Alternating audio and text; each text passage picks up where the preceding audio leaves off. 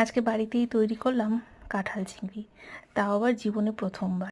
বাড়িতেই দুটো বিরাট বড় বড় কাঁঠালের গাছ আছে, সেখান থেকে মিডিয়াম সাইজের একটা কাঁঠাল পেড়ে নিয়েছিলাম। জীবনে প্রথমবার কাটা আর জীবনে প্রথমবার এই রান্না করা। কিভাবে কাটতে হবে, কিভাবে রান্না করতে হবে কিছুই জানতাম না।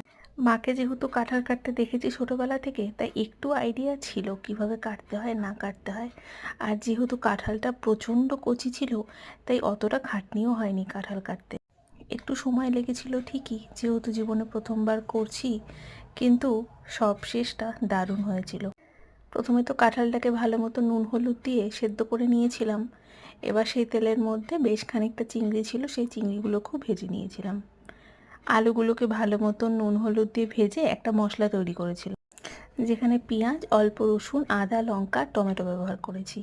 সেই মশলাটা দিয়ে পরিমাণ মতো নুন, হলুদ গুঁড়ো আর কাশ্মীরি লঙ্কা গুঁড়ো দিয়ে বেশ খানিকক্ষণ কষিয়েছিলাম মশলাটাকে। এবার যে সেদ্ধ করে রেখেছিলাম কাঁঠালগুলো, সেই মশলার সাথে কাঁঠালটাকেও ভালো মতন মিশিয়ে দিয়েছিলাম। বেশ অনেকক্ষণ ধরে ঢাকা দিয়ে কষিয়ে যখন হালকা করে জল ছাড়তে শুরু করেছে, তখন দিয়েছিলাম চিংড়ি মাছ ভাজাটা। অল্প একটু গরম জলও ব্যবহার করেছিলাম শেষে।